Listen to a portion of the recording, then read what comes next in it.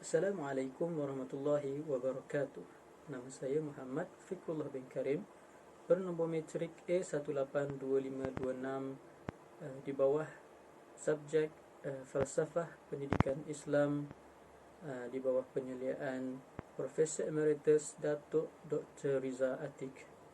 Video kali ini adalah berkenaan bagaimanakah seorang guru impian. Seorang guru merupakan peneraju pendidik yang berdedikasi untuk membimbing dan mengilhamkan generasi muda dengan pengetahuan mendalam dalam bidang yang tertentu. Guru tidak hanya menyampaikan fakta, tetapi juga memupuk nilai-nilai dan keterampilan yang membentuk karakter para pelajar.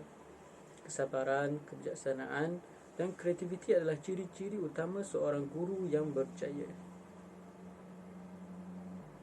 Guru sebagai murabbi merujuk kepada peranan guru sebagai pembimbing rohaniah dan moral terhadap anak didik. Seperti seorang murabbi dalam konteks Islam yang memberikan bimbingan spiritual, seorang guru dalam konteks pendidikan berfungsi untuk membentuk nilai-nilai moral, etika dan kepribadian anak didiknya.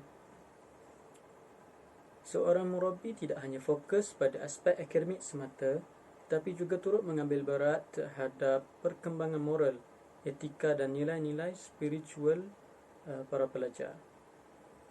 Mereka juga mestilah berusaha membentuk karakter yang positif dan membimbing para pelajar agar menjadi individu yang bertanggungjawab, celik akalnya, berkepribadian baik dan berakhlak mulia. Seterusnya, seorang murabbi juga tidak hanya menyampaikan ilmu pengetahuan, malah juga memberi teladan dan juga dokongan moral terhadap para pelajar dan mendorong anak didik untuk memahami nilai-nilai yang mulia, menghormati sesama manusia dan mengembangkan kepekaan terhadap lingkungan sekitar. Dengan itu, guru sebagai murabbi memiliki dampak yang mendalam dalam membentuk kepribadian karakter anak didik di luar lingkungan akademik. Murabbi juga diertikan sebagai muallim, iaitu seorang pendidik yang mengajar atau menyampaikan ilmu kepada orang lain dan mengamalkan apa yang disampaikan di samping berusaha menambah ilmu pengetahuan. Seorang muallim juga mempunyai rasa belas kasihan terhadap para pelajarnya dan menganggap para pelajar itu sebagai anak mereka sendiri. Dan seorang muallim juga mestilah ikhlas dalam mengajar semata-mata kerana Allah Subhanahu Wa Taala. Guru juga sebagai mursyid. Mursyid adalah erti kata lain di sebalik perkataan murabbi. Okey, jadi definisi bagi mursyid adalah sebagai penuntun jalan hidup yang benar dan betul dengan nilai dan sikap yang benar dan berkeperanan sebagai hamba Allah dan khalifahnya di muka bumi ini. Seorang mursyid juga menunjukkan kepada jalan yang benar dari sudut ilmu kesufian dan memberikan petunjuk kepada jalan yang lurus. Seterusnya, muaddib. Muaddib bermaksud mendidik ke arah memperelokkan lagi akhlak pelajar. Pendidik yang muaddib ini merupakan individu yang bertanggungjawab dan melaksanakan pendidikan peradaban dalam pengertian yang luas dan mendalam terhadap peribadi dan kehidupan para pelajar. Muaddib juga seorang yang memberi ilmu dan mendidik para pelajar dalam akhlak dan adab yang baik.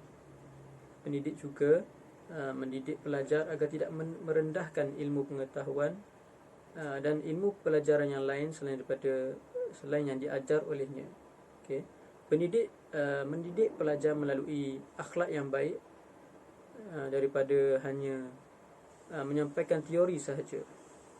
Bermaksud mendidik dengan menunjukkan akhlak-akhlak yang baik yang boleh menjadi panduan kepada para pelajar. Seterusnya, muzakki. Seperti mana yang disebut di dalam Al-Quran melalui surah Ali Imran ayat ke-164, Muzaki bermaksud seorang pendidik yang boleh memberi nasihat kepada anak didiknya, dan nasihat tersebut mestilah yang boleh membersihkan jiwa daripada perkara-perkara yang merosakkan akidah. Dalam Quran, perkataan mutli disebut sebagai yatlu, yang membawa erti seorang pendidik yang boleh membacakan ayat-ayat Al-Quran dengan baik kepada para pelajarnya dan boleh memberikan kefahaman yang betul kepada anak didiknya dengan baik. Seterusnya, peranan seorang pendidik. Seorang pendidik juga mestilah mempunyai accountability-nya yang tersendiri. Ini merujuk kepada tanggungjawab seorang pendidik kepada setiap perkara maupun hasil kerjanya. Seorang pendidik juga perlu memelihara dan melaksanakan tanggungjawab dengan penuh ikhlas dan sebaik yang mungkin. Peranan pendidik yang kedua adalah kepimpinan. Seorang pendidik mestilah berkeupayaan mencorak, mengemudi dan memandu dalam proses mencapai matlamat kecermelangan institusi. Seorang pendidik juga mestilah boleh memperlihatkan sifat kepimpinan yang unggul, yang mampu merancang strategi bagi institusi serta berupaya meningkatkan kualiti, meningkatkan kecekapan diri, keberkesanan dalam menyampaikan ilmu pengetahuan. Yang ketiga adalah profesionalisme. Profesionalisme ini ia terikat dengan etika profesion seorang pendidik, yang merangkumi etika sikap dan juga etika kemahirannya. Profesionalisme juga bermaksud keupayaan dan kecekapan dalam melaksanakan sesuatu tugasan dan tanggungjawab berdasarkan ilmu dan latihan serta kepakarannya. Dan yang keempat adalah pembudayaan kualiti. Seorang pendidik juga mestilah memastikan setiap hasil kerja yang berkualiti dalam semua aspek pengajaran dan yang lain yang berkaitan dengan profesion seorang pendidik. Seterusnya, pendidik juga perlu mempergiatkan aktiviti ilmiah dalam perkongsian ilmu, perluasan ilmu dan rangkaian tokoh-tokoh keilmuan agar dapat menambahkan ilmu pengetahuan yang lebih lagi. Seterusnya, seorang pendidik mestilah mempunyai ciri-ciri yang unggulnya yang tersendiri. Yang pertama, seorang pendidik yang unggul mestilah mendidik kerana mencari keredaan daripada Allah. Yang kedua, mestilah berkepribadian yang mulia. Yang ketiga, mestilah memiliki ilmu dan kaedah pengajarannya yang betul. Yang keempat adalah boleh menjaga kehebatan dan kehormatan diri sebagai seorang pendidik. Dan yang kelima adalah seorang pendidik yang mempunyai sifat kasih sayang terhadap para pelajarnya. Seorang pendidik mestilah mendidik para pelajarnya hanya mencari keredaan daripada Allah SWT, seperti mana yang disebut di dalam surah Al-Bayyinah ayat kelima, yang membawa maksud seorang pendidik mestilah memastikan niatnya mestilah bersifat ikhlas terhadap Allah SWT dalam segala apa jua amal yang dilakukan, termasuklah mendidik para pelajar. Seterusnya, berkepribadian mulia. Seorang pendidik bukan hanya menjadi role model kepada para pelajarnya menerusi sifat spiritual seperti ikhlas, sabar, wara' dan lain-lain. Bahkan juga mestilah melalui sifat-sifat fizikal ataupun lahiriah seperti tutur kata yang baik, tingkah laku, cara berpakaian, kebersihan diri dan sebagainya. Seorang pendidik juga mestilah menjaga kehormatan diri dan kehebatan dirinya, seperti mana yang disebut di dalam surah Al-Ma'idah ayat ke-14, yang membawa maksud seorang pendidik mestilah beramal dan berpegang teguh dengan ilmu yang dimilikinya. Mestilah juga istiqamah dengan apa yang dipelajarinya dan menjaga dirinya bertakwa kepada Allah Subhanahu Wa Taala. Seorang pendidik juga tidak boleh melakukan perkara-perkara yang berlawanan daripada yang dipelajarinya. Seterusnya, seorang pendidik mestilah memiliki ilmu ataupun kaedah pengajarannya yang diyakini boleh memberi input yang baik kepada para pelajar.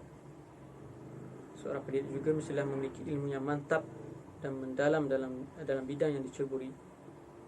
Mestilah kreatif dan inovatif dalam menggunakan kaedah-kaedah dan teknik pengajaran yang berkesan supaya para pelajar ini lebih yakin dan mudah memahami apa yang disampaikan oleh guru. Dan yang terakhir adalah bersifat kasih sayang. Seorang pendidik ataupun seorang yang digelar sebagai murabbi mestilah menganggap para pelajarnya ini sebagai anak mereka sendiri. Ini kerana pelajar ini merupakan golongan yang muda dan memerlukan perhatian dan kasih sayang daripada pendidik mereka.